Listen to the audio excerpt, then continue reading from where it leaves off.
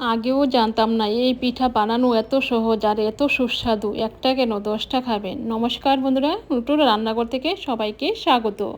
আজকে আমি খুব সুন্দর একটি পিঠা বানিয়ে দেখাবো, একদম নতুন ধরনের পিঠা। এই পিঠাটা কিন্তু খেতে এতটাই সুস্বাদু হয়, তো অবশ্যই একবার বানিয়ে খাবেন। আশা করি আপনাদের খুবই ভালো লাগবে।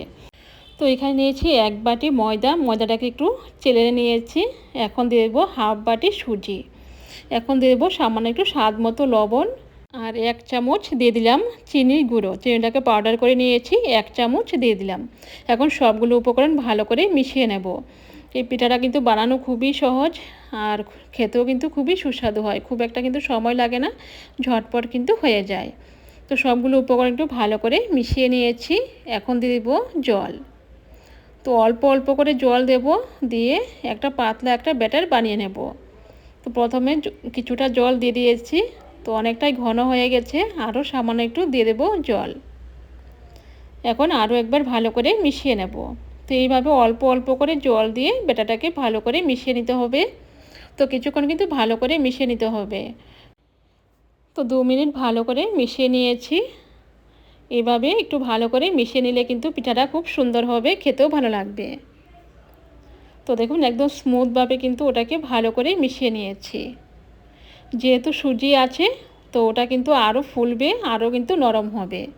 তো এখন ওটাকে ঢাকা দিয়ে আমি রেখে দেবো 10 মিনিট। 10 মিনিট পরে ফিরে আসছি। এখন ততক্ষণে আমি একটা পুর বানিয়ে নেব। তো এখানে নিয়েছি 2টো আম। এই আমগুলোকে খোসাগুলো ছাড়িয়ে তারপর টুকরো টুকরো করে কেটে নিয়ে আসছি।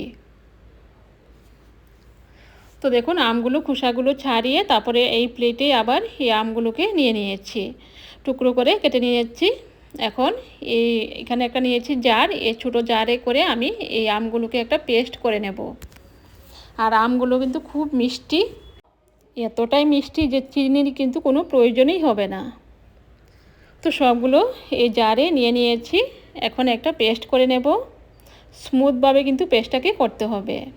দেখুন একদম স্মুথভাবে কিন্তু পেস্টটাকে করে নিয়েছি। এখন যে প্লেটে আমগুলো ছিল সেই প্লেটে আবার রেখে দেব। তো দেখুন কতটা স্মুথ হয়েছে। তো এরকমভাবেই কিন্তু স্মুথভাবে করতে হবে। তো চেষ্টা করবেন ছোটো জারে করে পেস্টটাকে করার, তাহলে কিন্তু খুব সুন্দরভাবে স্মুথ হয়ে যাবে। আর এখানে নিয়েছি 1 বাটি নারকেল কুড়া। এখন দিয়ে দিব 2 চামচ মিল্ক পাউডার। এখন সবগুলো উপকরণ ভালো করে মিশিয়ে নেব। তো আমি কিন্তু বলেছিলাম যে আমগুলো কিন্তু খুব মিষ্টি। তো যদি আমগুলো মিষ্টি হয়, আপনাদের হাতের কাছে যদি পাকা আম থাকে, যদি মিষ্টি হয় আমগুলো, তাহলে কিন্তু চিনির কোনো প্রয়োজনই পড়বে না। তো আমি কিন্তু চিনি আর দিচ্ছি না, যেহেতু আমগুলো খুব মিষ্টি।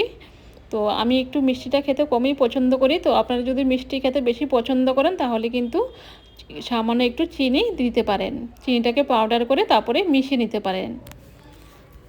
তো এরকমভাবে সবগুলো উপকরণ ভালো করে একটু মিশিয়ে নিয়েছি। তো এখন আমি ওটাকে সাইডে রেখে দেব।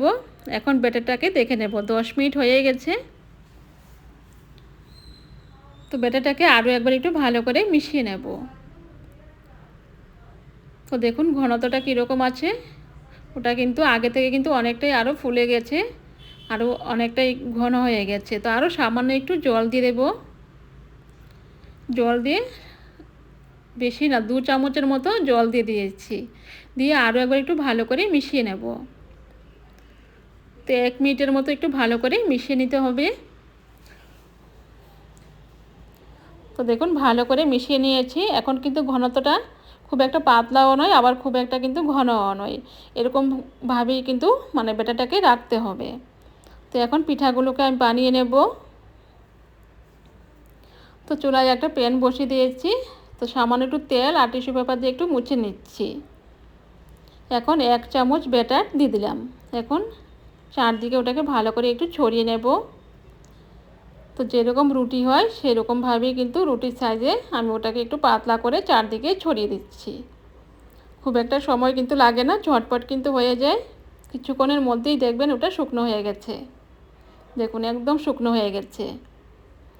এখন উল্টিয়ে দেব। আর দেখুন কত সুন্দর হয়েছে। তো একটা হয়ে গেছে, নামিয়ে নেব। তো আরও একবার এরকমভাবে টিস্যু পেপার দিয়ে আর তেল দিয়ে একটু মুছে নেব। তো আরও 1 চামচ দিয়ে দিলাম। তো একটু এরকমভাবে ছড়িয়ে দেব।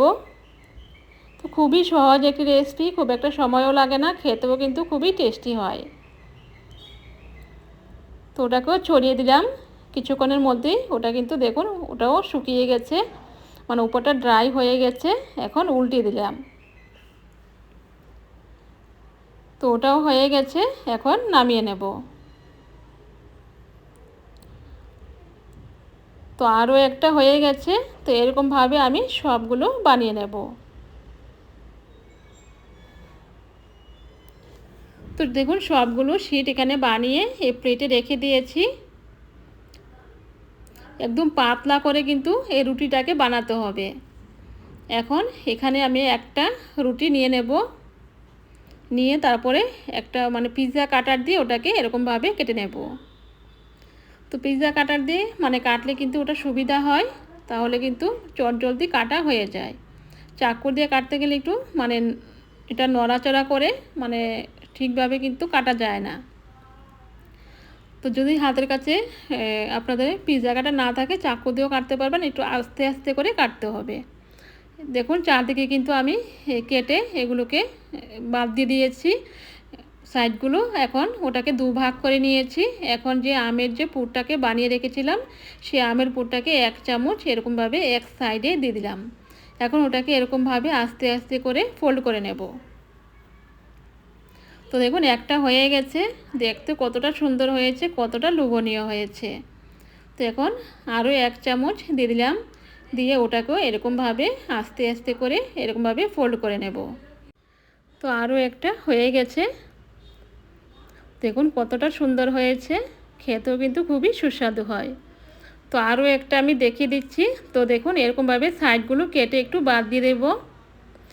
সাইডের দিকগুলো, নিচের দিকগুলো, ওপরের দিকগুলো সব দিকে কিন্তু কেটে এরকমভাবে এগুলোকে একটু বাদ দিয়ে দিচ্ছি। তাহলে কিন্তু পিঠাটা দেখতে মানে খুব সুন্দর হবে, খেতেও ভালো লাগবে। মানে খুব ইউনিক একটা পিঠা। আর ওটা কিন্তু আমরা পাটিসাপটা খেয়ে থাকি। তো পাটিসাপটার জায়গায় কিন্তু ওটা এরকমভাবে বানালে কিন্তু দেখতেও সুন্দর লাগে, খেতেও ভালো লাগে। তো দেখুন আরও 1 চামচ আমি দিয়ে দিলাম, দিয়ে এখন ওটাকেও এরকমভাবে আস্তে আস্তে করে ফোল্ড করে নেব। খুব একটা কিন্তু সময় লাগে না, ঝটপট কিন্তু হয়ে যায়। তো এরকমভাবে সবগুলো বানিয়ে নেব। দেখুন সবগুলো বানিয়ে এখানে একটা প্লেটে রেখে দিয়েছি। দেখতে কত সুন্দর হয়েছে, ছোট থেকে বড় সবারই কিন্তু খুব পছন্দ হবে, আর বাচ্চারা তো খুবই পছন্দ করবে। আর পিঠা খেতে কিন্তু আমাদের সবারই কিন্তু খুব ভালো লাগে। তো এইভাবে অবশ্যই একবার বানিয়ে দেখবেন, একদম নরম তুলতুলে, মুখে দিলেই মিলিয়ে যাবে। খুবই সুন্দর হয় এই পিঠাটা খেতে। আর পাকা আম দিয়ে একবার অবশ্যই বানিয়ে দেখবেন। তো আজকে এই পর্যন্তই, আবার দেখা হবে অন্য কোনো